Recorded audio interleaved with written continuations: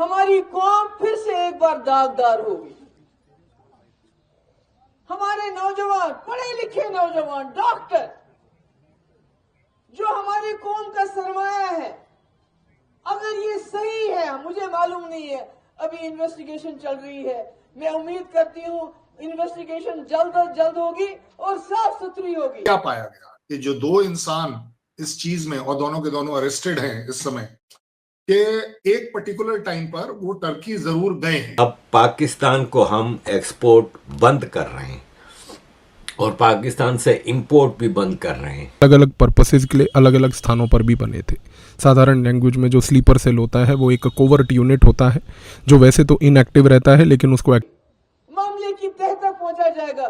मगर अगर खुदा ना खास्ता ये बात सही है कि हमारे जो जम्मू कश्मीर के जो सबसे ज़हीन, सबसे ताकतवर दिमाग वाले लोग जो डॉक्टर हैं, अगर वो इसमें मुलव्वस है तो हमारी कौम के लिए ये बहुत ही बड़ी परेशानी का बात है कि इन्हीं में से डॉक्टर्स टर्की से पाकिस्तान होकर भी आए हैं। अब पाकिस्तान से नहीं आएंगी। महीने में जब ऑपरेशन सिंदूर हुआ था, जिस ऑपरेशन के तहत भारत ने जैश ए मोहम्मद तंजीम जो पाकिस्तान के अंदर बेस्ड है बावलपुर में, जब ही ट्रेड होती है और अफगानिस्तान की हम ट्रेड बंद कर देंगे तो भूखे मर जाएंगे, बीमारों से मर जाएंगे। और रिलेशन अच्छे सिर्फ इसीलिए तो नहीं है कि टर्की ने पाकिस्तान को ड्रोन्स दिए, बड़े मोटे मोटे तौर पे बात कर रहे हैं। नमस्कार दोस्तों, आपने महबूबा मुफ्ती का बयान सुन लिया होगा। ये अभी भी बाज नहीं आएंगे, इतने लोग मारे गए हैं, उसके बाद भी इनका यही ड्रामा यानी कि एक नैरेटिव बनाना शुरू हो गया कि जांच निष्पक्ष होनी चाहिए। भारत में सभी जांच निष्पक्ष होती हैं, कोई जांच पे उंगली नहीं उठा सकता, पूरे के पूरे सबूत हैं, लेकिन ये लोग बाज नहीं आएंगे, ये ऐसी ही हरकतें करेंगे। अब जो ये जांच चल रही है इसकी तार सिर्फ पाकिस्तान या बांग्लादेश से नहीं बल्कि तुर्की तक से जुड़ रहे हैं। यानी कि नया प्लेयर मैदान में आ गया है, वो है तुर्की। तुर्की पहले छुपा छुपा के पाकिस्तान की मदद करता था, ऑपरेशन सिंदूर में उसने ड्रोन दिए, लेकिन अब क्लियर हो गया है कि तुर्की भी भारत में कहीं ना कहीं आतंकवाद को समर्थन कर रहा है और इसको कहीं ना कहीं मदद भी कर रहा है। तो ये एक नई चीज़ है। आप इस सबके बारे में क्या सोचते हैं कमेंट बॉक्स में ज़रूर लिखिएगा। वीडियो अच्छा लगे तो लाइक करें, शेयर करें, चैनल को सब्सक्राइब करना ना भूलें और बेल का आइकन पर अपने लेटेस्ट नोटिफिकेशन आइए आगे बढ़ता है इस वीडियो में। अगर आप बड़ी ईमानदारी और अकाउंटेबिलिटी से देखें तो अभी तक सरकारी उसमें टर्की का नाम लेकर उसे ब्लेम नहीं किया गया, लेकिन जो फाइंडिंग्स हैं उसके ऊपर मीडिया बातचीत कर रहा है।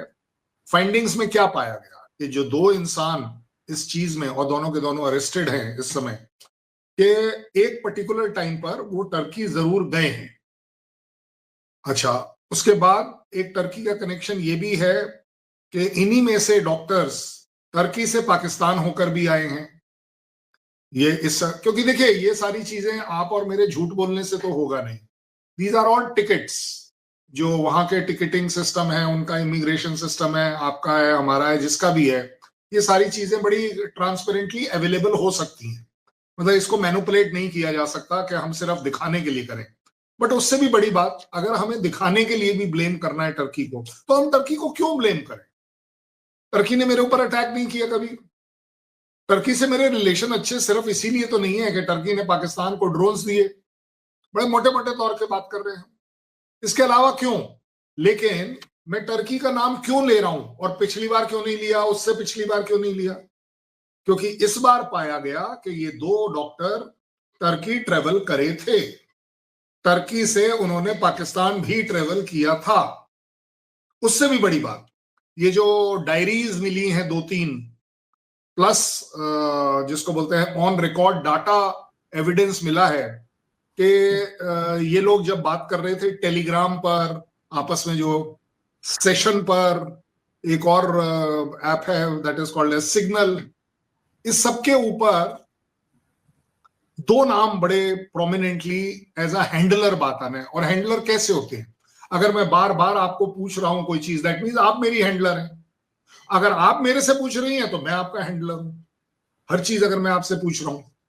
सो एक कोड वर्ड उन्होंने डाला है ओकासा, और एक दूसरा डाला है डॉक्टर आरिफ निसार या हाशिम, जिसको जो भी बोल दीजिए। तो डॉक्टर आरिफ निसार को पाकिस्तान का सो कॉल्ड हैंडलर माना जा रहा है, जो एविडेंस दिख रहा है, फाइंडिंग्स में आ रहा है, और डॉक्टर ओकासा को टर्की का भी दिखाया जा रहा है। But at the same time ये बड़ी जिम्मेदारी से मैं बोल रहा हूं कि सिक्योरिटी एजेंसीज, इन्वेस्टिगेटिंग एजेंसीज ये भी पा रही हैं कि शायद कहीं ये दोनों एक ही आदमी तो नहीं है। हो सकता है वो पाकिस्तान का ही हो सकता है वो टर्की का हो सकता है, मैं तो कह रहा हूं दोनों का ना हो, लेकिन कोई भी इन्वेस्टिगेशन किसी ना किसी एजम्पशन पर जरूर चलती है। अब एजम्पशन क्या है? ये दोनों डॉक्टर टर्की क्यों जाएंगे? इसीलिए टर्की का नाम आ रहा है ना। क्यों जाएंगे टर्की?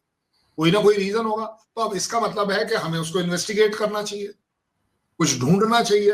अच्छा, टर्की से ही पाकिस्तान क्यों जाएंगे? वापस इंडिया आके क्यों नहीं पाकिस्तान जाएंगे? क्योंकि इंडिया टू पाकिस्तान जाने में आप एक्सपोज हो जाते हो जब आप रिकॉर्ड पर आते हो सकता है शायद परमिशन मिले ना मिले वगैरह वगैरह, क्योंकि आपके हमारे बीच में थोड़ा सा इस समय वीजा को रिलेटेड भी थोड़ी स्ट्रिक्टनेस है। तो आप मतलब एज अ निष्पक्ष होकर आपको जरूर, क्योंकि आप पाकिस्तान के हैं, तो आप ये जरूर देख पाएंगे कि टर्की का नाम इसलिए नहीं आ रहा कि हमारी उनसे कोई जाती दुश्मनी है, कोई हमारी सो कॉल्ड लैंड रिलेटेड कोई प्रॉब्लम है या किसी भी और तरह की प्रॉब्लम। टर्की वो देश है जहां जब उनके यहाँ भूकंप आया था तो इंडिया की सबसे पहली टीम टर्की पहुंची थी एड लेकर, और सबसे आखिरी टीम इंडिया वापस आई थी वहां से, मतलब जो बाकी लोगों ने भेजा। सो ह्यूमैनिटेरियन ग्राउंड पर हमने तब उनके साथ इतनी रिस्पेक्ट रखी। बट अगर आज कहीं कोई इन्वेस्टिगेशन की जा रही है तो मैं तो कह रहा हूं, अगर किसी के डायरी में आरजू काजमी लिखा है तो हम तो आरजू काजमी को भी इन्वेस्टिगेट करेंगे ना कि भाई क्या कनेक्शन है आरजू काजमी का इसमें, क्या कनेक्शन है मसूद का, क्या कनेक्शन है मसूद की बहन का अगर कहीं नाम आ रहा है, क्या कनेक्शन है मसूद के भतीजे की वाइफ का। अब पाकिस्तान को हम एक्सपोर्ट बंद कर रहे हैं और पाकिस्तान से इंपोर्ट भी बंद कर रहे हैं। जो अफ़गानिस्तान के डेप्यूटी प्राइम मिनिस्टर और इकोनॉमिक अफेयर्स के मिनिस्टर हैं अब्दुल गनी बिरादर, इन्होंने कहा बिजनेसमैनों को काबुल में कि आपको पाकिस्तान से हट के अब नई मार्केटें ढूंढनी हैं।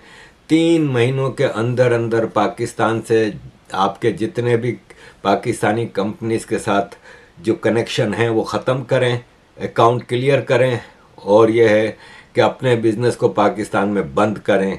ना पाकिस्तान में आप एक्सपोर्ट करेंगे, ना पाकिस्तान से आप इंपोर्ट करेंगे।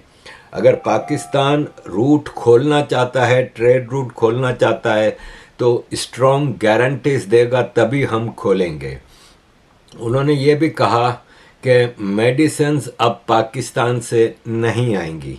अगर कोई पाकिस्तान से माल मंगवाता है या वहाँ माल भेजता है तो फिर हम उनको सपोर्ट नहीं करेंगे और प्रॉब्लम सॉल्व नहीं होंगे। अजीज़ दोस्तों, ये बहुत बड़ी चीज़ है। एक्चुअली पाकिस्तान हमेशा से ये इम्प्रेशन देता आया है कि अफ़गानिस्तान से सिर्फ पाकिस्तान ही ट्रेड होती है और अफ़गानिस्तान की हम ट्रेड बंद कर देंगे तो भूखे मर जाएंगे, बीमारों से मर जाएंगे और घुटनों पे आ जाएंगे। ये एक इम्प्रेशन पाकिस्तान देता रहा है, जबकि अफ़गानिस्तान के डायरेक्ट बॉर्डर मिलते हैं सेंट्रल एशिया से, उज़्बेकिस्तान, ताजिकिस्तान से, चाइना से, ईरान से। तो अफ़गानिस्तान को पाकिस्तान की ऐसे ज़रूरत है नहीं, और ये पाकिस्तान का नुकसान है, अफ़गानिस्तान का नहीं है, क्योंकि पाकिस्तान का सारा माल जो कि कोई लेने